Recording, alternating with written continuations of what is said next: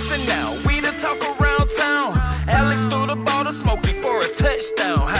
It's fourth down and you don't really want no more. We've been winning from the door. You should check the scoreboard. Check the scoreboard. Welcome back to the scoreboard after a 1 week break because I didn't feel like predicting the Pro Bowl. We have Smokey, we have JJ for the last NFL strictly or NFL predictions scoreboard of the 2019-2020 season. Smokey, how are you doing? I'm doing good, and I was gonna have a witty doing better than phrase, but who is it this actually time? Today I just want to say shout out to the families of Kobe Bryant and all the people lost in that wreck. So no fan base to be attacked this time quite yet. Yeah, well, I mean, there's not enough going on. Yeah, so. Fair enough. JJ, how are you doing? I'm doing fine. Fantastic. So we are ready for some Super Bowl talk. Obviously, we skipped last week because literally there just wasn't much to do, and we don't want to talk the same thing twice, basically. So this is the week we're doing it. And we have a good game on our hands, and we have a lot to say about this, I would imagine. First of all, though, if you want to go to the conference championships real quickly, Smokey, why don't you reiterate for us how the conference championships turned out? How the conference championships turned out? Yes. I'm pulling up my book here like I need to. Yeah. There's only 2 games, but of course the Chiefs dominated. And so did the 49ers, which I know you're happy about, Alex. That is correct. I'm even more happy about it because I predicted it in the exact way that it happened. Yes. It was a repeat. All 3 of us did, right? Yeah, it was a repeat of the regular season game, and it confirmed what I said, that it's a mismatch of teams. Yes. And the Packers might have been the most favorable opponent for the Niners out of the entire NFC, frankly. Well, out of the teams that made it to the playoffs, out of the NFC, maybe, yeah. Maybe kind of like the Vikings, but similar situation. Because there is some teams in the NFC that maybe like you would have rather faced the Giants than the Packers, probably. Yeah, probably. You can't say out of the entire NFC. Which brings me an idea that we can talk about some quarterback retirement stuff after we did that. I love how Eli Manning retired perfectly 500. That's good stuff. That fits. That it couldn't have been any more fitting for the player that he is, though. Because he almost jeopardized that towards the end of the season because he got another star and then he got another one though and then he fixed it. He lost one and won one again, and it's perfect. So that's just fitting. But let's get into this game. The teams have arrived in Miami. It's the hype week. It's big press conferences, photo shoots, and there's not much in terms of practicing and game installing going on anymore. Which means that we would assume for the most part the betting odds are set, and it is the closest Super Bowl I can remember personally. It is, I think right now it's about most sort of places have the Niners +1, so it's basically a pick'em game, and it's promising to be exciting, and I'm looking forward to this for sure. So Smokey, let me ask you first: are you putting any money on this game? Are you betting? Not anything more than DFS and some squares. All right, pick'ems, fair enough. JJ, how about you? I don't think so. I don't really bet on sports, although I sometimes feel like I should. Yeah, because every now and again there is a thing where you see the betting odds and you're like, that's ridiculous. Yeah. Let's start doing that. Let's just put aside some budget and just bet on sports and see if we can make money. You can currently bet on the Seattle Dragons season-long under because they are set at 7.5 wins for a 10-game season. Oof. So that seems... maybe they're good. We'll see. Oh wait, was it the Vipers? No, actually not the Vipers. The Vipers, sorry. They were. That's what I was gonna say. Are you guys the Dragons fans now? I thought you were with Dallas. Right? What? No. Battlehawks. St. Louis, man, but go Battlehawks. Oh, St. Louis. The only Hawks I like, yeah. Because there's no Bay Area team, so I didn't know what to do, so I'm just going Battlehawks. I always joke. When it comes to about the Battlehawks, I always say go Hawks, just to trigger Alex a little bit. You can't quite say that. It has to be Battlehawks. I'm thinking about that. You can't, because if you say go Hawks, someone might mistake you for someone, which is not something you want to be mistook for. You know what I mean. But let's get into this game. So very close to a pick'em game. Smokey, first opinions. What do you think? Give us your exposition. Well, this is going to be, of course, a battle of running offense versus passing offense. And it just so happens that the Niners are set up in a good way here because the weakness of the Chiefs happens to be the defense against the run. And this should lead to Raheem Mostert and Tevin Coleman getting a good bit of work. That is, if Tevin Coleman's going to be completely healthy and Shanahan is trusting him for this game. But either way, Mostert's a great running back, and he's probably going to get a lot of work here. As we saw throughout the playoffs, Jimmy G is not passing a lot. But in this game, if Mahomes jumps out to a big lead on them, he's going to have to do some passing work. You know, I mean, and you would think Shanahan, you know, he's got to have nerves of steel, right? He's a Shanahan. Yeah. And he's got to stick to his game plan here because you have to attack the Chiefs through the run. But if they put up some points and get way out there, he's going to have to start throwing downfield. He's going to have to hit Debo and Kittle and maybe even Emmanuel. But my prediction, I'm saying right now, the Chiefs 38-31. I think that's what I came up with. 38-31. So you got a pretty high score there.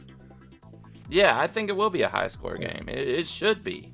And you think that if it becomes a high score game, it would favor the Chiefs because of that offense? Yeah, exactly. All right, JJ, what do you got? Well, I'm not sure about... So, of course, the Chiefs are usually involved in high-scoring games. That being said, the Niners, one of their strengths is, as you said, the run game, and thereby kind of almost intrinsically linked the time control. Like, they control the play clock, the game clock, very effectively with that run game because they can draw out those drives, which is then doing the one thing that you have to do to beat the Chiefs, which is just keep the ball out of Patrick Mahomes' hands in the first place. And that, of course, means that you would think that maybe it's a little bit lower scoring. Then again, we've seen some of the previous Niners games were not necessarily low scoring either. So there's that, and it is, as you said, as we said, it's the Chiefs. They do score highly. I haven't have enough time here picking the winner. I'm not gonna go into who scores how much where, unless if you want to, you can have me do my take first, and then you can pick your winner. How about that? I'm gonna say that this is basically at the end of the day, in big parts, a battle of the Chiefs' offense versus the Niners' defense. Not to say that the Niners' offense is bad per se, but that's just the side of the ball top 5 of the entire league in scoring. But you know, when it's the Chiefs, then that's usually what it comes down to, is the defense that they face oftentimes, and the Niners one of the best in the league. So I think because the Niners do kind of almost equalize the Chiefs' offense with their defense, and they do still have a very good offense, as you just said. And Andy Reid is kind of notoriously bad at controlling the time of the game. He has a reputation. So I'm gonna say that when it comes down to it, I could see the Niners just pull it out in a close one, maybe by just, you know, being one score up in the end and just just driving the ball down the field as slowly as humanly possible. So more of a low-scoring game. I don't know. I'm not even sure about the total score, but it feels like this is going to be a close game for sure. We should do an over/under bet on total score after we do our predictions. Why not? But I'm gonna pick the Niners. Okay, so great. So you're letting me split the decision. Obviously, that's fantastic. To basically cut this short for me, you could take exactly what I said about the Packers-Niners game from last week, and you can or 2 weeks ago, you can copy paste it right here. And that is that matchup wise, this is a horrible matchup for Kansas City all across the board. The defense of San Francisco is made to stop exactly what Kansas City does by bringing 4 people in the rush, not having to blitz, and being able to double those fast receivers downfield. That being said, also, Kansas City, like Green Bay, has a below-average run defense, and that's not a good matchup either. That being said, the one reason that we talked about last week, or 2 weeks ago, the game with Green Bay was Aaron Rodgers, and the reason this time is Patrick Mahomes.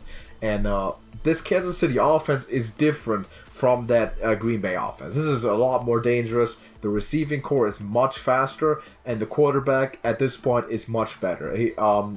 There is no longer a doubt who the best player in football is right now, and maybe the most gifted quarterback that has ever existed on planet Earth is Patrick Mahomes at the moment. So it's a very different situation even than with Aaron Rodgers, which makes his game very, very difficult to judge. Andy Reid is notorious for mismanaging the clock. I'm not sure if it's deservedly so, but there definitely have been some incidents there. I think both those teams are fundamentally very, very sound, and I think this goes by very simple principles. If any team goes down double digits, I think that's probably it. Because what Patrick Mahomes has done, as great as his offense is to defenses like the Titans and the Texans, which is just score 5 drives in a row within 1 quarter and come back from these big leads, that's not going to happen. Not against this defense. The Chiefs cannot afford to do what they did, which is go down by several scores at the beginning of the game. If that happens, I think they'll have a tough time, and it's going to be over soon. Like JJ said, I agree with that too. If the Chiefs go up by multiple scores, then the mismatches started working in your favor, because then that Niners offense isn't built to push the ball down the field into arguably the strength of the Kansas City defense, which is a secondary to make up for those points. Now, Kansas City is not the best team at running out the clock. They'll pass. The 49ers will run. They're very much opposite style-wise as two teams. And this is an incredibly tough pick to make. The odds makers say it's pick'em, but I wanted to stress this before I make the pick. And Smokey, this is low-key directed at you, right? Mm-hmm. The 49ers are better than the Chiefs at every single thing, other than what? Quarterback.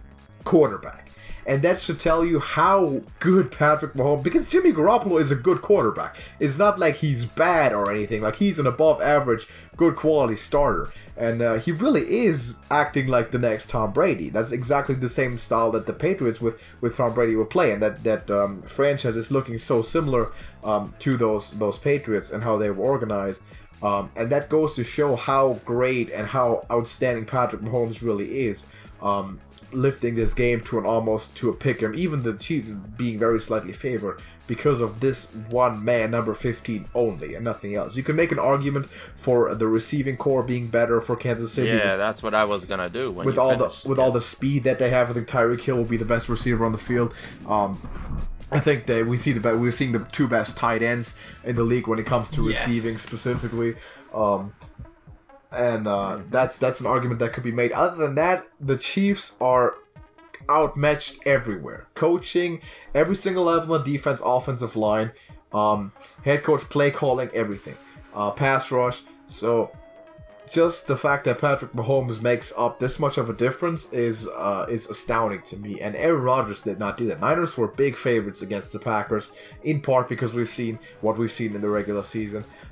So what I tend to do, sometimes even to a fault, is, and I think you've noticed this, when we pick Niners games, I tend to, even more so than I should, pick against them to drive home the point that I'm not making the homer picks. Because that's usually like what I feel like you'd get accused of. You pick your own team against the odds, oh, you're a homer, right? You're picking your home team. You're just making a homer pick.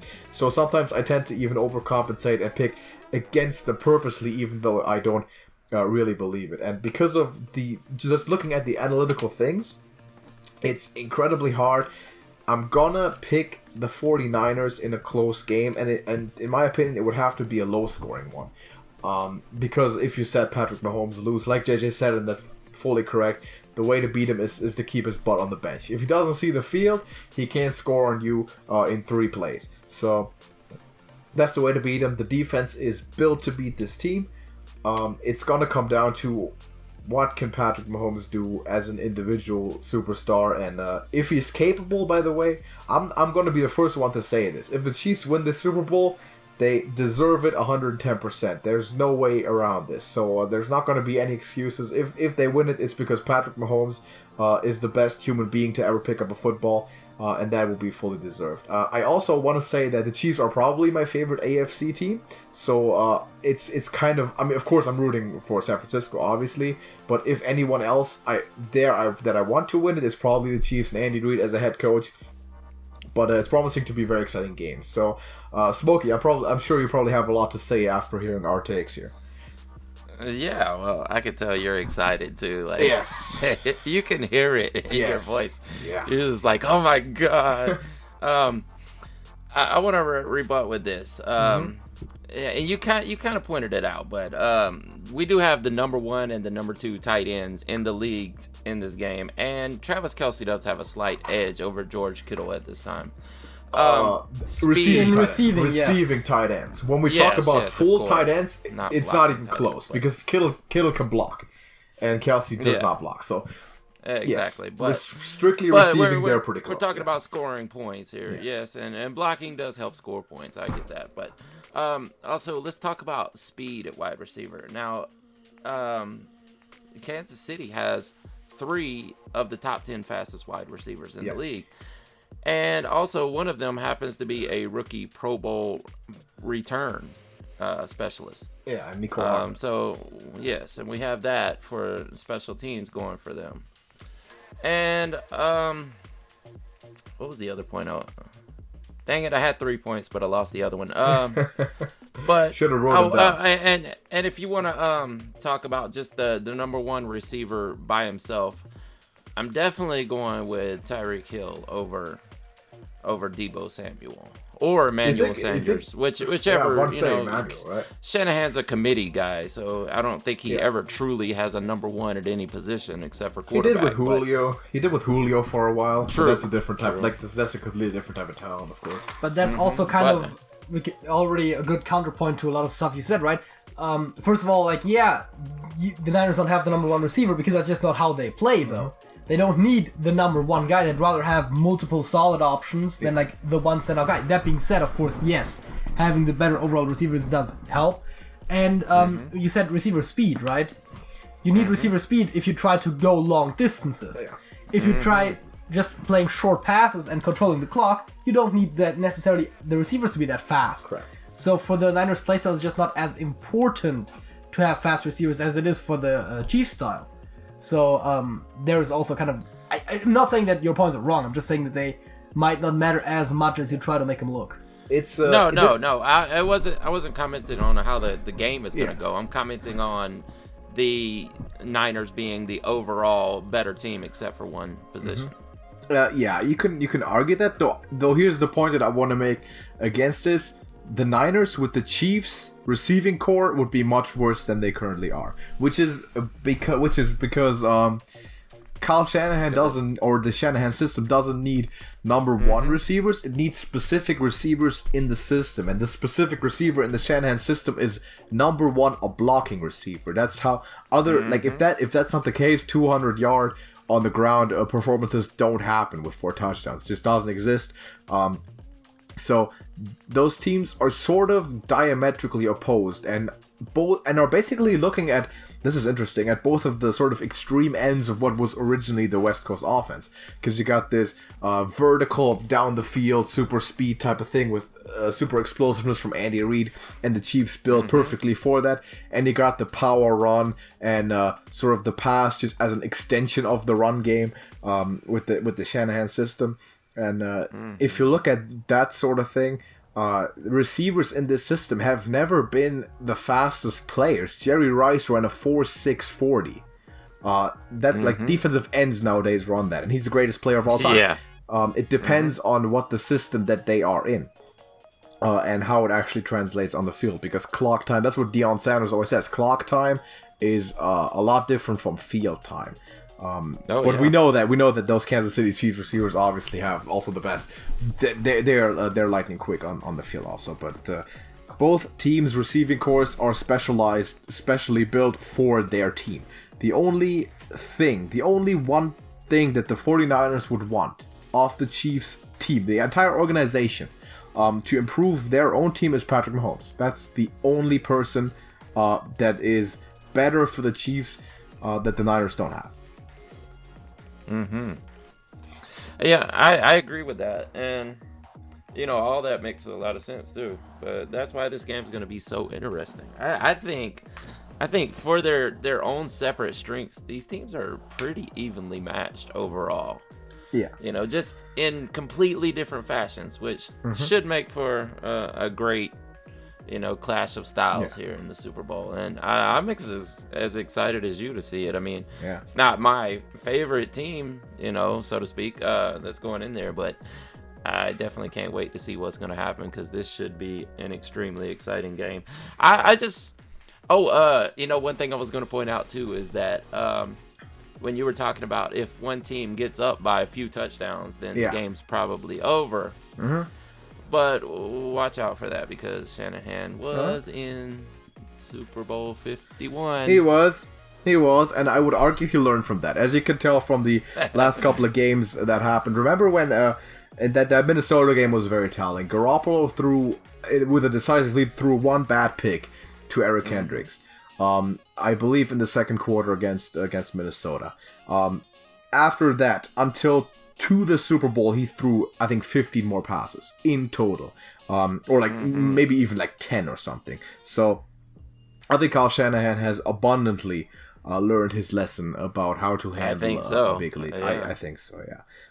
Because he did make that mistake against Green Bay. He kept running the football. I think they threw it 3 times in the entire second half against the Packers. So those numbers are incredible, of course. I think he's not going to make that same mistake again.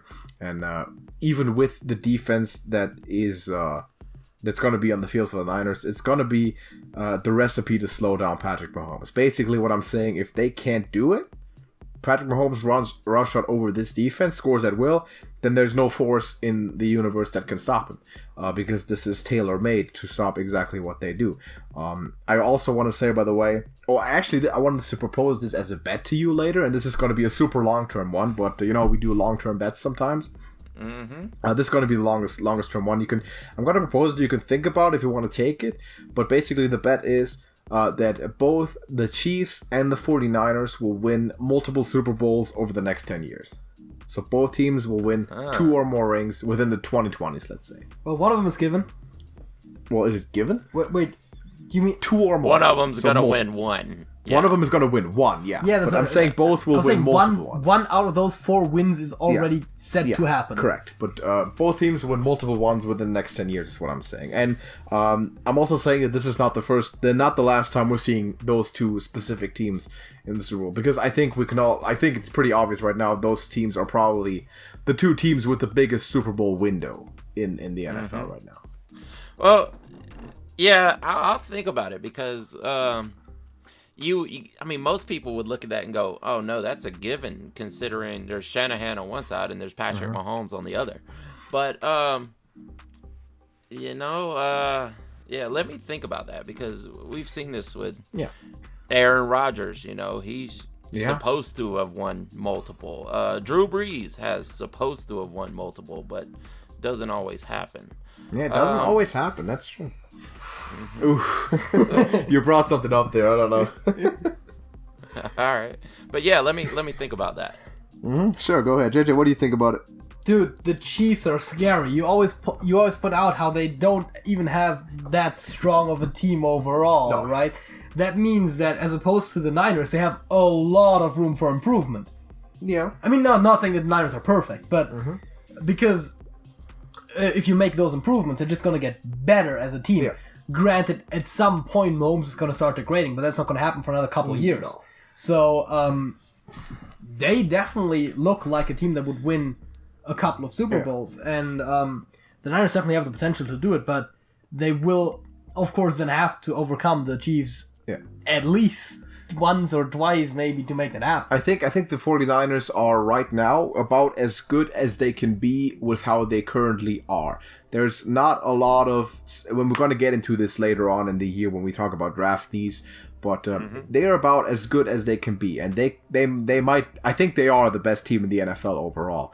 And you're right on the Chiefs, but here's what's gonna handicap the Chiefs mostly is that Patrick Mahomes is going to make $200 million this offseason. Oh, right. So, that's gonna cap the Chiefs with trying to improve this defense, and I don't think he's gonna take any discounts. Not at this stage of his career. No.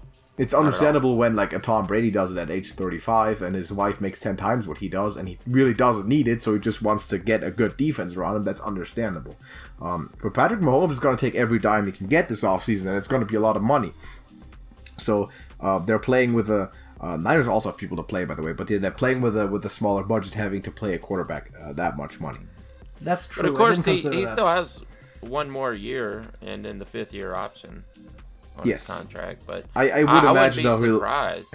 Yeah, I wouldn't be surprised if they work out a deal this year. Yeah, I think he gets paid this year. I think you have to. Just that type of a player, you have to lock him up whenever you can, as soon as possible. So I think he'll get a contract. Independently of the outcome of this game, they'll lock him up for the foreseeable future in this offseason. The thing you mentioned about the consistency, though, is part of the reason that I picked the Niners is because there are more scenarios, if you can follow me here, there are more scenarios in which the 49ers win this game than if the Chiefs win this game. Because for the 49ers, what they have to do to win this game is they have to play like they've played all season. And they haven't had a terrible game all year. Every loss they've had was on literally a last second play, field goal or touchdown with the Falcons. They've been in every game. They could have been undefeated were it not for like 3 different bounces. And the Chiefs are a lot more up and down. What needs to happen for the Chiefs to win this game is their defense has to have the best game of their year. That's just clear. They have to play the best game they've played all year to stop the running attack. And Patrick Mahomes has to pull out yet another miracle. So a lot of things have to go really right for the Chiefs to win. Whereas more reliable things for the 49ers that usually or always go right because of the way the team is built with its fundamentals. So I think there's more different scenarios where the Niners come out on top, which is they're a more consistent team, which is why I'm picking them. So did we want to do the over/under or let's do the over/under for the total score though, because this is also interesting. So what do you think we should set it?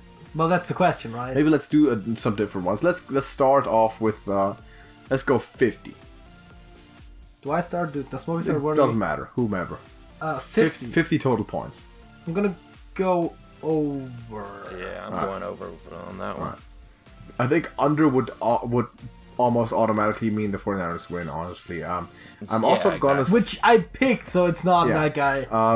50 is... I'm also gonna say over, just because it's the Chiefs are involved, and they are rarely held to under 30. So I'll say over 2. I think it'll be a decently high scoring game, but it won't go out of control. How about 60? Oof. This is already significantly tougher, but I'm gonna still ever so slightly say over. Yeah, I'm taking the over there. Taking the over. I might pull the stops here and say under. I'm gonna say under 60, over 50. So it's somewhere in between there. It's gonna be a 28-24 sort of situation, I think.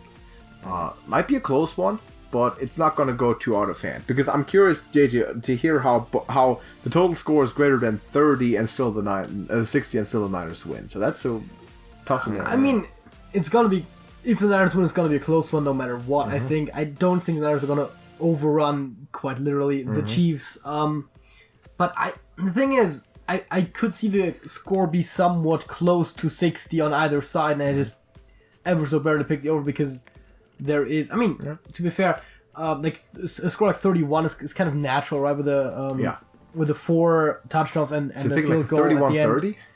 31-30? Of course, 31-30 seems a little weird, but you could have something like 35-31 or like 34-31, something along those lines. It's possible. Smokey, what do you have for the 60? I'm going over. Going over still? Okay, 65. think actually earlier I said 31-38. I think I actually wrote down here 38-28. 38-28, which is still over though. Okay. Yeah, that's still over. So fair enough. So you take the over for 60, even 65. Would you take the under or over 65, JJ? I'm gonna go under. Under. All right. So I wonder what the Because ever so barely only picked the over on 60, so... Does anyone know what the actual odds are placed at right now? No, I'm No, sure but we it's could probably look it something I up, could- though. Yeah, we'll look it up right now. We'll find it out. Let's look at some Super Bowl betting odds, and we can just sort of give some views on that. Okay, I'm just gonna go get generally betting. Yeah, odds. generally the ones. I think the outcome was pretty much consistent, like Niners Yes, plus Super 1 Bowl. sort of thing. Yeah, that's what I was seeing. How was the preview better? 1 point spread. Which is what it's almost a pick'em game, really. If you have really good intuition, it might be worth to Wait, you bet said some on Niners this. by 1? No, Niners. The odds are Niners plus 1. Oh, plus So 1. the Okay. Chiefs are favored by Yeah. 1 point. Yeah, that's what I saw. Yes. Let's see, what do we have? But that was Winner last week. Chiefs I don't know if it's 45, changed. Niners 21-20.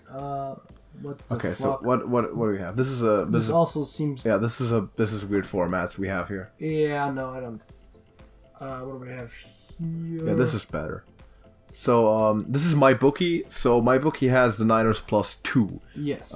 to win it. So Chiefs minus Oh, minus wow. 2, which is still very close. Let's see, prop bets, what do they have? First half lines is the first half line 49ers plus 1/2. That's as close to a pick'em as you get, literally. Will Joe Yeah. Montana toss the coin? I like the fact that you can bet on this. I think he should, obviously, because it's both of his former teams. So I think he's the most appropriate player to toss the coin. Why not? Of God. course. You can also bet on like the result of the coin toss. Yeah, Yeah, Stuff, which is really... tails. yeah. You always can. Will the winner of coin toss win Super Bowl 54? That's an interesting one. too. Yeah, that's an Wonder. Oh, that would be a stat to look up too before you bet on that. You can pick who will make the correct call and who will make the wrong call. Okay, so those are bets. Those are the funny ones for sure. Yeah, I mean, there's more prop bets. Oh god, here's Yeah. the different winning results. By how many points? Yeah. That's true. What do we have? Winning margins. There's a lot of bets you can make. Uh, How many touchdowns will people How score? long the anthem goes for? Yeah, that's a bet. Yeah, how long will the national Yeah. anthem be? That is a bet. oh Absolutely. god, first scored method, first scoring play. Yeah. Race to 10 points, race to 15 points, race to 20 How about points. MVP? Let's do MVP bets. Smokey, MVP. Give me your top 3 candidates for MVP. Well, if it goes my way, it's going to be Mahomes. If it goes the Mm-hmm. way I predicted. Other candidates could be Travis Kelce. And you want a third one? If this is a defensive battle, I'm going to say either Quan Alexander or DeForest Buckner. All right. I think it's quite clear that the number one has to be Mahomes. course. Because if the Chiefs win, it will be Mahomes. And for the Niners, there's different candidates. It's tough to... Oh, you actually have the odds right there. I have the odds. I found them. So it's Mahomes. They have Mahomes, Garoppolo, and then Raheem Mostert in that order. yeah. Yeah. Very Yeah. interesting. Because quarterbacks are very likely. Quarterbacks to are win it. likely to win it. Exactly. I'm Garoppolo gonna doesn't strike me as the kind of quarterback to win it because he's generally rather overlooked because there's Yeah, I like think if the Yeah. Niners win, it's going to be Mostert. If the Niners, here's what I was gonna say. For my top 3 MVP picks, I'll take Mahomes, I'll take Mostert 2, I'll actually take Nick Bosa 3rd. Because it could be a defensive player. And I feel like if he gets 2 to 3 sacks, that's in like sort of the Malcolm Smith territory where he has enough of an impact to win MVP as or Von Miller as a defensive player. well, I mean, if you want to bet on that one, there's some pretty good odds that you can have there. Yeah, there is. He's they're what number also- on the list, like the 8th person. The on the thing list? that I noticed also is that the list is not actually in order of the odds. Not exactly, at least. There's a couple that are just in the wrong Oh, positions. so he's number 5 actually. He's the Yeah. 5th most favorite. They have Damian Williams over him. And I am definitely willing to take that bet in favor of Nick Bosa because if the Chiefs win this game, there's no chance, 0, that anyone but Patrick Mahomes is the MVP of this game. 0. I can virtually guarantee it. That would surprise me. Yeah, I would go with that. Surprise Yeah. me. Oh God, I'm just You're looking at the prop bet. slightly baffled by the Who will the Super Bowl Yeah, MVP exactly, right? thank Like- first? Teammates, God, coach, family, owner, does not thank God. anyone. Depends. Sometimes you get those. Yeah, sometimes you get those. I mean, to be fair, Teammates is the one with the best odds, if I'm seeing this correctly. Yeah, Teammates has the best odds. And then it's God. But, like... Yeah. Wow. And then it actually does not thank anyone. Yeah, it is. Sometimes maybe they don't. I guess you can almost like make this into a philosophical discussion where you first predict who will be the MVP and then think if they're like maybe if they're religious or not and if they are have a specific relation to the coach and stuff. Like this page is incredibly thorough. Yes. You can bet on anything. You can bet on anything. Quarterback versus any other position. You know what? Yeah, like if the it's quarterback's Mahomes, I want to say he thinks his teammates first. His teammates or his coach? Teammates. Yeah, well, I was thinking Andy Reid also, but I want to say he's gonna say his teammates first. I want to almost say if Mahomes wins it, I'm gonna say Coach Reid. Yeah. I think if Garoppolo wins it, I'm gonna say it's gonna be teammates, and I don't know. We know he there's ain't so got many no bets on church just in the it. halftime show. Yeah, this Crazy. is just a halftime show. This is quite far away from football already. But I like the fact that all these bets exist. Oh, God. There is hundreds. There is literally hundreds of things you can bet on. I like to stick to There's just prop bets for outcome. literally every single play. Exactly. I like to just stick outcome like every. Wow, that's crazy. Is this? I Are like you to looking stick at to the Bet outcome. DSI or something? He's looking at my bookie. We're at my bookie. Oh, my bookie. Okay. Which is a pretty good site, very very thorough site for sure. Mm-hmm. So yeah, there's everything. There's everything you can bet on if you're any sort of a betting man. Or if you're a gambling addict. A gambling addict, you can place a bet on everything. You can script the game out play by play, every single one, and that's how many bets you can make. If you're betting Will the on winner- how long the anthem goes, then you have to be a gambling addict, right? I think so. You could bet on whether the winning team will attend the White House. No, If the Chiefs win, they will, because Andy Reid is not passing up an all-you-can-eat dinner. Mm-hmm. Not gonna happen. Epstein didn't kill himself, signed to be shown. What? Really? That's Wow. that's something you can bet on. Wow. That is something you They're can not bet on. The odds are no. I bet it is. Because Wow. they're going to do everything they can to keep that off. Yeah. Wow. Yeah. This is crazy. I mean, this really is just gambling at this point. Yeah. For sure. Yeah, it's ridiculous gambling. Will an animal appear on the field? No, because it's not a Cowboys game. Dude, some of these, I'm not even sure like how they quantify the number of women to claim sleeping with Jimmy Garoppolo during Super Bowl week. Really? That's awesome. Will D Ford line up offsides? I think this is actually something personal, man. Wow.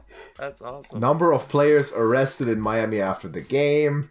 Oh, wow. To be fair, it has the over-under at a half, and the under is by far favored, but still. Will the winner of the Iowa caucus tweet about the Super Bowl during? Wow. Crazy. Who cares? Will OJ attend the game? Oh, that's a good question, actually. That's a good one. Well, Because odds say no. he is trying to put himself back into the football world. Like Yeah, I know. he is literally desperately trying, but is he accepted enough to show up to the Super Bowl yet? That's the question. Here's a good one.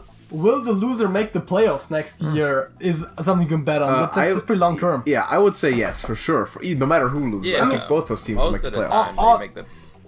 Odds say yes, Yeah, but still. yeah. I would very strongly put some money on yes there because both those teams seem to dominate their respective. The first one I found, unless I skipped over something relating to score, is the just straight up breaking the record, the scoring record, which the odds say they're not. Yeah, obviously, I doubt that.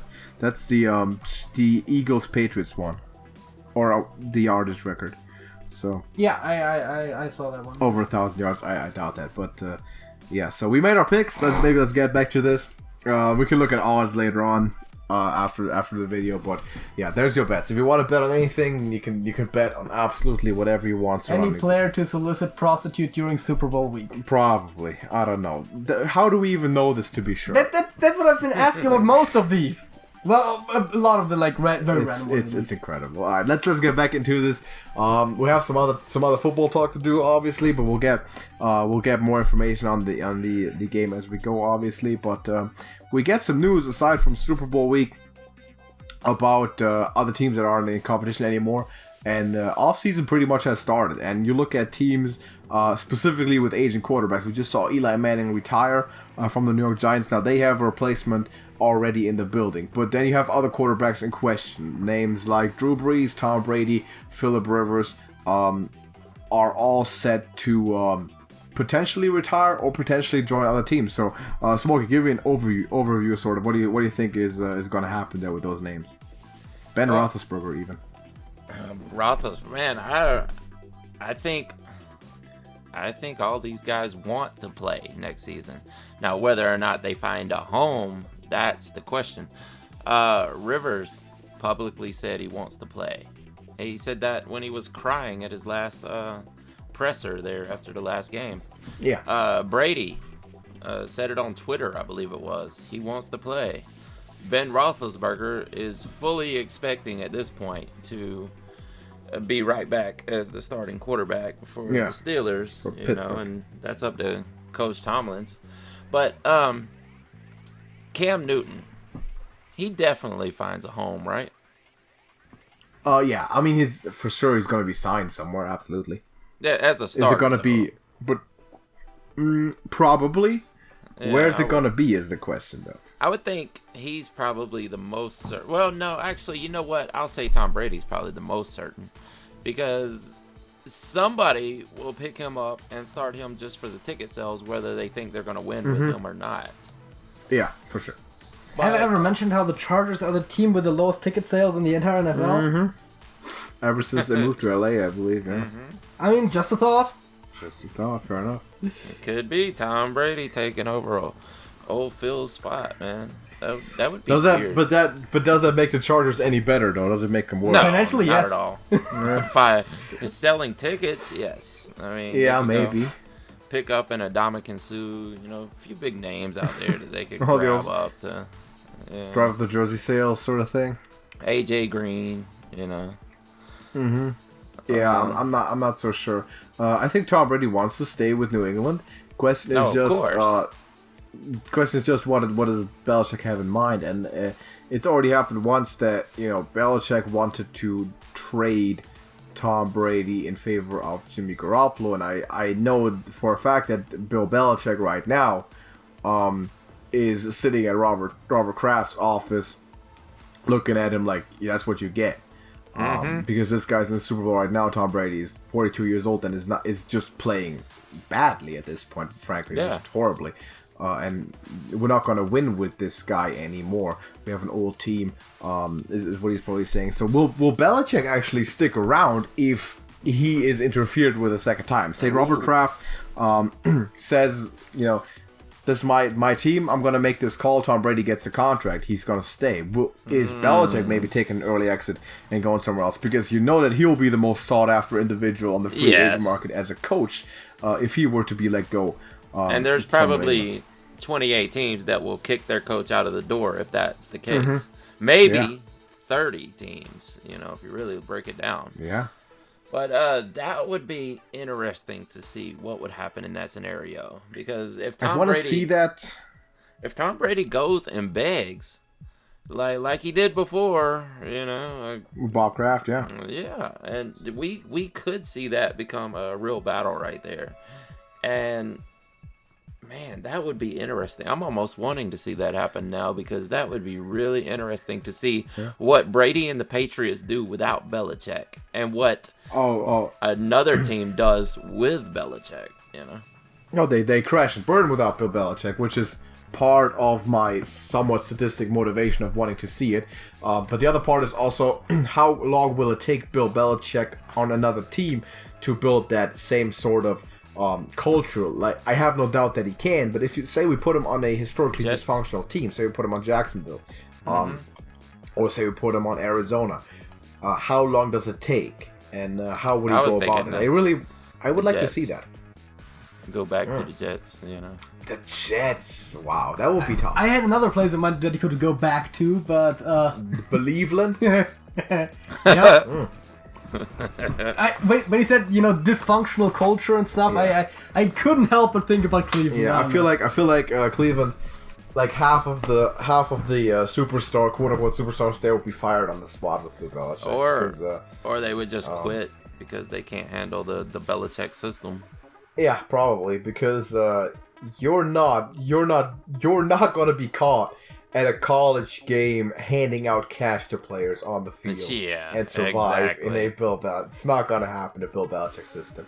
You're not going to star in all these ads like Baker Mayfield did. You're not going to do any of that if you're a Bill Belichick. That's not happening. And we don't even know if he's actually hurt LSU by doing that, because there could be sanctions put against LSU for that on the organization, the team, the school, exactly. Yeah. That was stupid by that was bonehead, Beckham, man. That was stupid. Yeah. So all in the name of showing off and being relevant, I guess. Stupid. But JJ, how about this one? What do you think about the Drew Brees situation? Well, he has said that either he comes back as a Saint or not at all. So that's pretty much that. So now the question is, right? Do the Saints want him back? I'm not sure. Has the whole Teddy Bridgewater situation resolved itself by now? Do we have any? Not as far as I know. I think there's nothing new on that. Because the thing is, if they can't keep Bridgewater because he wants to go somewhere else, then I think keeping Brees at least for a year or two extra to build a new backup might make sense. Because honestly, as much as I like Taysom Hill, he's not necessarily your starter. Right? He's not your starting quarterback. Yeah. So if you can't keep Bridgewater, definitely keep Brees for a while, just to have someone sit behind him and learn from him. Otherwise, if you can keep Bridgewater and you have to pick between Bridgewater and Brees, we talked about this last time. If you want to do well next season, you're picking Brees, but if you want to do well long term, you're picking Bridgewater. And so I think it depends a little bit on that situation, first of all, and also, of course, money, right? Like, Drew Brees is not cheap, but also, if they don't re-sign him, there's also a decent hit on the salary cap because he has one of the largest builds above dead money of all players in the league. So, if they don't have a new contract to roll that over into, that's also gonna take a hit on the team either way. So, the problem with Drew Brees really is that financially speaking, it's a bad situation whether they have him or not for at least the next season. Kind of, right? Yeah. It's gonna be tough. It's gonna end up being a decision. Are you looking at the short term or the long term future? Because I think most people would agree that next year the Saints have a better chance of going to the Super Bowl with Drew Brees than Teddy Bridgewater. Yeah, that's what I said. But you would also think that over a longer term future that Teddy Bridgewater would be, of course, a better investment. Now, here's the question. How highly do you think of the rest of your roster? Obviously, this year, they were a very, very strong team. They were up in that sort of elite discussion of making it to the Super Bowl, end up not doing that. But do you think that roster still has potential to do it? So do you sacrifice maybe that long-term future for just another shot? Smokey, what do you think? I think right now the best bet is to do your best to keep Brees. Brees will want to stay, of course. He loves New Orleans. Yeah. Give him another 1-year contract. Try to keep Bridgewater at all possible. And also draft a rookie. Get you one. Because, yes, Taysom Hill's never going to be the starter there. And you can keep Taysom Hill because he works. And who knows if he's going to work with a different quarterback. But just keep him because he's still a utility that those guys need. But I would also draft. I mean, it's not going to hurt to roster 4 quarterbacks, especially when one of them is not actually a quarterback. So, yeah, I would. That's what I would do. I would keep. So you're gonna draft all 4. Do you draft someone early? Yes. Wow. So that's a lot of stock in quarterbacks because you'll still have to end up deciding between Bridgewater and that rookie after Brees is done. But that's one of the things that also, like, we saw this season in New Orleans, having 2 strong quarterbacks is what made them have their good record at the end because Teddy Bridgewater is 3-0 as a starter. Of course, that doesn't say a lot, but and balled out. and Breeze did reasonably well as well. So if you do what Smokey says, right, you have your starter and backup in whichever combination, and after you're rid of Breeze, after Breeze leaves, it sounds negative, and still, Taysom Hill again not really in the quarterback discussion in my opinion either as much as anyone else, but he still is a very valuable member of the team. So maybe do you at some point sign Taysom Hill to another position? Do you put him at another roster spot? Do you not have four quarterbacks? That fool, man. Yeah. Do you sign him as a tight end? Dumb question, does it matter? I mean, if you're gonna, I mean, it does matter symbolically to him a little bit. You're saying either you're a quarterback or you're not a quarterback, and you're getting quarterback money in the future, or you're not getting quarterback money. Because if you're saying to him openly, you would draft, we got 4 quarterbacks on the roster, you're the offensive weapon, and the 4th in the depth chart. He might himself at some point, he probably wants to start at quarterback full time at some point because they'll make the most money there. So then he might want to leave. I mean, fair enough, but I don't see him as a starting quarterback in New Orleans. There's probably I don't teams see him where as a starter anywhere, really. Maybe there's teams that would. I mean, maybe not next season, but I could see teams maybe taking him as a number 2, trying to develop him into a starter. But the thing is, it's hard for me to judge how good he would be as a starter in the future. I mean, he definitely has the athletic talent. The question is just, can he actually do the other stuff, you know? And that's the question. Or is he going to end up being a Terrell Pryor? Which still he could make, he could obviously make a career of, but I think he himself would believe that he's a starting quarterback material in the future. I mean, to be fair, his passing stats aren't bad, and we know, I mean, the rushing stats are almost less relevant for a quarterback, but they're definitely, especially right now, like, the mobile quarterback is definitely something that is very sought after, so Taysom Hill might have a good future as a starter somewhere, maybe not like a next season starter, but as like a backup for 1 or 2 more seasons, and then be the starter though, and be number 2 at the depth charts on a different team. So then you gotta wonder, does he maybe want out, especially if another guy gets drafted or Teddy Bridgewater gets that long-term extension. I think we'll see Teddy Bridgewater end up a starter on an NFL team, no matter what, basically, whether it's New Orleans or somewhere else. He's gonna get starter money after this season, like similar players with this type of showing got, like Jimmy Garoppolo got after starting. I don't know if you know this, JJ, but Jimmy Garoppolo, when he got $140 million from San Francisco, he had started 4 games in his entire career for New England, and he went 4-0, and that was enough to know what kind of player he is. And I think with Teddy Bridgewater, it's much the same situation. Yeah, and again, that is the question. If you want to keep Breeze, can you also keep Bridgewater at all for the Saints, right?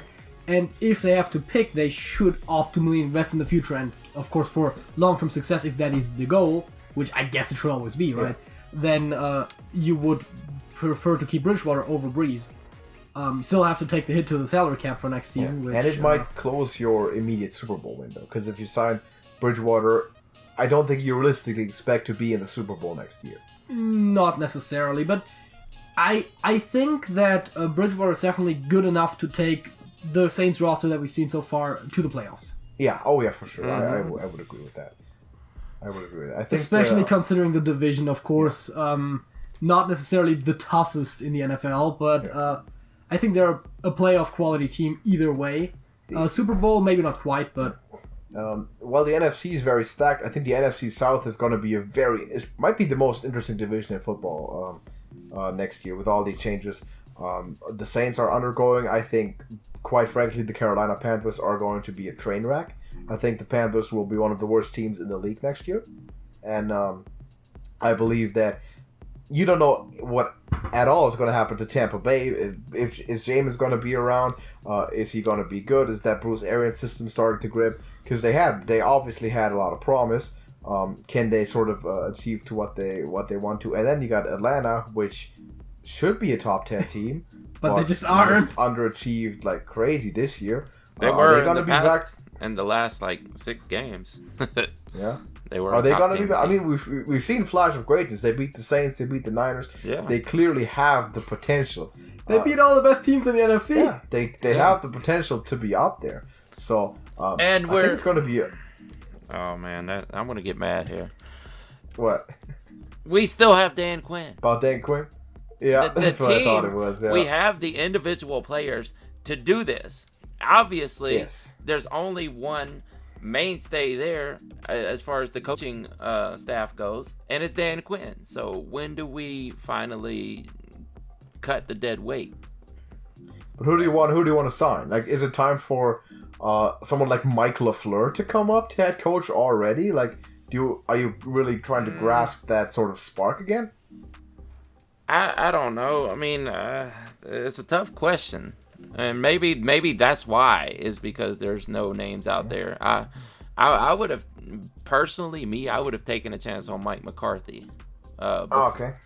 You know, but I mean, it's too late for that now, of course. But that would have been my choice first and foremost over Dan Quinn. But so that's another one of the more old school veteran coaches, though. None of the like innovator sort of thing. Like they had massive success under Kyle Shanahan, so I would have not been surprised to see a similar type of at least offensive play caller. Like maybe if you look at Kansas City, Eric Bieniemy, to get an opportunity with a team like that.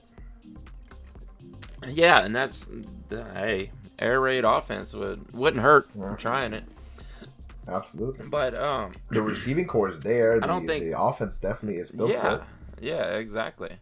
I don't think anybody is getting Lincoln Riley at this point, so we can count that out. But I mean, I guess there's tons of them. I don't want to see them go in the direction of anybody who has shook McVay's hand, you know, or hey, have you ever passed McVay in a hallway? Well, then come coach for us, you know. I don't want to see him go that route, but you know, maybe I don't know, maybe a Dabo Sweeney or something. That's interesting. Yeah. That's the veteran route, clearly, but it appears as though Dan Quinn will be the guy, and I think I'm pretty sure that if this next year turns out anywhere near to the way this year has, then that will be it for Dan Quinn as the head coach. Though. Yeah, well, we said that 2 years ago. We did. That is correct. We did say that after the Super Bowl. Yeah, exactly. We did.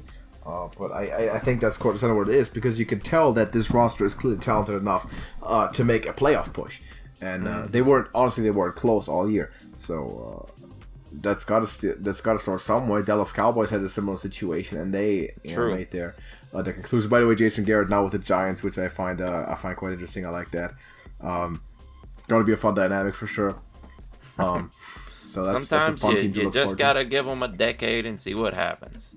That seems to be the motto with coaches. Whereas, like with quarterbacks, it seems to go the opposite direction. Like, you don't perform your rookie year, you're pretty much a bust. I've heard that. I've heard that a lot. Yeah. So 2 seasons. Quite interesting there. Well, with 2 seasons. Josh Max. Rosen, you get one. You get one more. You get one more because he's been in the league for 2 years. Yeah, he's been in for 2 years. I just give him a decent team and a fair chance. Put him on a mediocre team right now. Josh Rosen, I don't know. Put him on the what's a good fit for him? Maybe put him on the Rams. Team. Just experimental. Put him on the Rams. Put him on the Bears. That's it. Put Josh Rosen on the Chicago Bears right now. I don't think he does any better than Trubisky. Put him on the Bears. If he doesn't get a positive record next year, call him boss, throw him out, bench him. He's a backup for life. But give him that shot. Don't waste him behind the worst offensive line in the league in Arizona and then the worst team in the league in Miami. That's not a way to get a young quarterback with amazing potential. By the way, I'm quite miffed about you. Notice this. I'm quite miffed about the way Josh Rosen got treated so far. Yeah. All he needs a fair chance. Before we close this out, we have to really quickly touch on the most important quarterback in the entire carousel. Andy Dalton. Do you want me to guess or something? It's Andy Dalton. Okay, yeah, sure. How could I forget? So, where does Andy Dalton land? Old folks home, probably. Maybe he's gonna stay for one more year to work like Joe Burrow. What is he, like Joe 30? Burrow into his new job. You think they'll keep But, him and let him start for half the season? Oh, yeah, maybe. They'll keep him through camp if he doesn't leave himself before that. But he's not a starting quarterback in this league anymore, I think. As much as I like him personally as a player, they'll draft their guy at 1. I'm quite certain of that, whether it be Joe Burrow or Tua. A bit longer odds there, but it's possible still.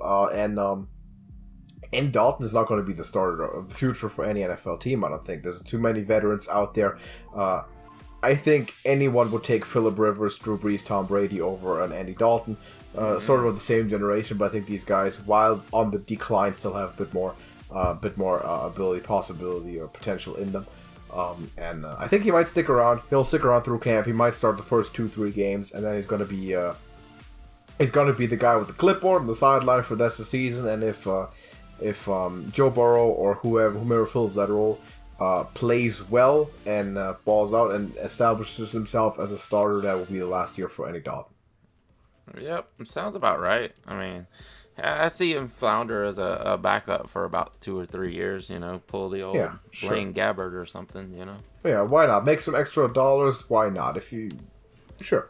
Yeah. You might try it. Go to another team, just sit, and maybe jump in, go 500 with some better team. Absolutely, why not? Oh, yeah. But he's not going to be a major character going forward, I believe. Mm-hmm. The most important quarterback in the carousel. Great. Also, a reminder that right after the Super Bowl, JJ's favorite football league will start, which is the XFL, obviously. Yeah. And I think we'll talk about this. We'll talk about that on the scoreboard. It's going to be fun. Yeah. I'm really looking forward to this. Also, a quick reminder for everyone watching, or listening rather, the final XFL roster cuts have been released on Monday. You can check the final rosters out on XFL.com for those who are interested, just in case you hadn't heard it. And if you're about it, you can also already bet on XFL results. Yeah, you can definitely already bet on the season records, season records for the teams, and I wouldn't be surprised if now that the rosters are also out, you could probably maybe already bet on Week 1 games. Yeah, wouldn't be Well, surprised. we're not far from it, so we're only 2 weeks away from the first game. I'm basically as hyped for that as I am for the Super Bowl. Oh, really. yeah. It's gonna be good. Just more football after the NFL. That's great. I'm just trying to Go go Hawks. through and Yeah, kind of. Yeah, I got the Vipers, man. But you got the Vipers. oh yeah. But Again, if memory serves, the Vipers are the team who's by far projected with the best record based on the betting odds. Fair enough. oh wow, that's good. That's good because they're definitely gonna win. He's a Vipers fan right there. I'm diehard Vipers fan, man. Viper for life. Yeah, this is day 1-ish right here. Yeah. Literally. You mean day one is H. H. Yeah, we've been there, man. We know. We've seen it. Yeah, that's what it is, dude. You seen the Royal Rumble on a completely different note? Yeah, I didn't watch the whole thing, but I saw pieces. Don't mention anything. JJ hasn't seen it yet, but I'm probably gonna watch it right after this. yeah, I'll probably not stick around for it, but maybe I might if for the Royal Rumble match or something. If you watch that first, I might stick around. No. Yeah, The fair things I'll watch the full thing. The full man. thing, fair enough. I'm not going to stick around. I'm probably not gonna watch the pre-show, but Yeah, exactly. I'm not doing that, but JJ might. So then we could talk about that maybe. I've been thinking about watching more wrestling again. there's honestly. no way Like, he doesn't know the big name that returned, though, right? He doesn't know, I don't know. Which he doesn't even wow. know that a big name returned. Well, I know. I mean, there's always one, right? Yeah, In the there's Rumble, always at one, least and it's one. it's a big one. Yeah, Trust me. it's probably. I can give you this, and it's a really big one, and I don't like him at all. Oh, really? That's all I'm going to tell you. Yeah, I've never liked him. Yeah, I was at all. never a big fan, but I mean, I was kind of Nah. indifferent to him. He wasn't bad, but he wasn't great to me. I've never liked anything he did. wow. I don't know who we're talking about, so I can't say anything about it. You'll see. You'll But see. you might know from what I said. But yeah, he definitely did return. It's Hulk Hogan. Spoiler. it's not Hulk Hogan. Spoiler: it's not. Well, Hulk Hogan. I wouldn't have been surprised if Alex disliked Hulk Hogan. I mean, as a matter of fact, I know he does. I dislike this guy a lot more than Hulk Hogan. What? Oh wow. Yeah. Remember that Hulk Hogan is a racist. Yeah, I'm strictly talking about on-screen WWE. Oh, you mean the character? Yeah, I dislike the character. Yeah, I dislike the character. Like, you always got to differentiate between that. Man, we should at some point talk more wrestling on the scoreboard if we decide to pick that back up again. Because we used to watch it religiously, too. Like, we'd be watching Monday Night Raw, we'd be watching SmackDown, we'd be watching Main Event and Superstars and everything. I've watched like 1 or 2 main events and Superstars. Dude, the thing that I watched that not a lot of people watched was 205 Live. Yeah, I was never into that. But NXT, we watch all the pay-per-views, we predict them every time. Remember that? Yeah. We should pick that back up, too. We did predictions on our channel that is now exclusively about Hearthstone. Trash Can TV, check it out. We predicted the full card every single time. Oh, wow. Dude, and every time you'd notice that somehow the Cruiserweight Championship ended up on the pre-show. I don't know how that happens. And honestly, the reason that I, for the most part, stopped watching all this stuff and I basically stuck to only the big pay-per-views is because it's such a time sink, man. You know how many hours in the week WWE takes up? If you want to catch up just on Raw and SmackDown, it's a lot, but I'm gonna hopefully get back into it because I really like it. And nowadays, if you're a pro wrestling fan, just pro wrestling in general, you have time to do nothing else. You have like 80 hours of WWE a week. You got AEW putting out like 4 or 5 shows. Yeah, and that's just WWE. Like you don't want to miss like the Japan matches. Yeah, it's New crazy. Japan. There's NWA now. There's MLW. I mean, good God, man. It's way too much. Yeah. I'm gonna stick to just WWE, I think. But yeah, I know you guys are fans, so we can actually talk about that once we're back in the matter again. Like I've seen some of the people's transformation when I watched the Royal Rumble, and I hadn't watched WWE in like a year, and I was like, wow. Oh like, yeah. I can tell you this, for example. Like Drew I don't know how McIntyre. long it's been, but when we stopped watching. Robert Roode was still called Bobby Roode. Yeah, I saw that recently though that the name change. Yeah, I mean to be fair, when I stopped watching, Daniel Bryan was still retired. Really? Yeah. No, we saw him come out of retirement, right? I think you watched it a little longer than I did. Is the thing. Were you I think we saw him come out of when retirement. Drew McIntyre was just a tall, skinny kid? And now Yes, he's I do remember a that. gigantic Viking monster. Yes, absolutely. So yeah, it's been a while, but back then also Baron Corbin wasn't King Corbin; he was just Baron Corbin, and he also had long hair and wasn't bald. Well, Yes. I mean, he was balding hard. He Don't was get me balding, wrong. but like now he's like bald, like shaved he head, was and he always- walks in there with a crown. He was always called Balding Corbin. Yeah. To be fair, but in between that, he was also the like enforcer for the authority or something. Yeah, he was once that. like the with executive or fucking corporate Kane back then. Yeah, that's what he was. Yeah. I sort of like I really hated WWE because he was one of my favorites too. I hated it when he got Money in the Bank and then failed. That's sort of when like I was like, damn. Man, and then Paige became like the commissioner of SmackDown, so I boycotted SmackDown completely. And then Corbin didn't get that, and I was like, man, I don't like where this is going right now. I was like legit just pissed at the storylines, and then I quit for a while. that hit me hard. Those two events specifically. Well, I did not appreciate it. At one point in time, I was like that, but I eventually just come to the realization that I'm just gonna watch it and just go with the flow and just watch it for the story that is, and stop trying to fantasy book it and saying, well, it would have been better if you would have went in this direction. Yeah, exactly. Yeah. But that's what we used to do. We used to spend days and nights talking about nothing but fantasy. I think our first Trash Talk podcast. Yeah, it was WrestleMania predictions. No, fantasy booking. Was it? Or was it really early predictions?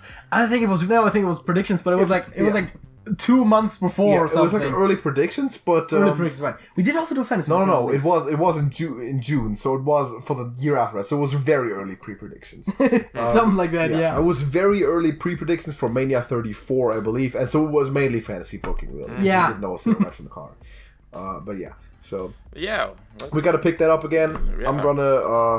I'm I'm going to vow to watch Raw and SmackDown this week and then see where we go from there. Because WrestleMania is also coming up, so it's going to be good. I'll see about that, but I'll definitely watch the pay-per-views, I guess. Good time to start picking that up again, and we'll talk about it. But I think that's enough for the scoreboard. We got 2 for the Niners, 1 for the Chiefs. It's going to be an amazing game. And we're going to recap it quickly next week, as well as get into the XFL, which season starts right away. So that's going to be exciting. We're definitely going to have content. We're not going to run out of content until the draft, which is huge for us to talk about. So we're looking forward to that one. As for that, do you guys have anything to add to this current talk? No. Nothing? All right, great. Then everybody, thank you for watching. Drop a like on this and subscribe to Beyond Football and the Trash Talkers for more of these Scoreboard podcasts. Non-stop football coverage, of course, with the XFL coming up, so we're not taking any breaks after the Super Bowl. No Super Bowl slumps happening this year, which is a good thing. So until next time, we'll see you in the next one. Deuces.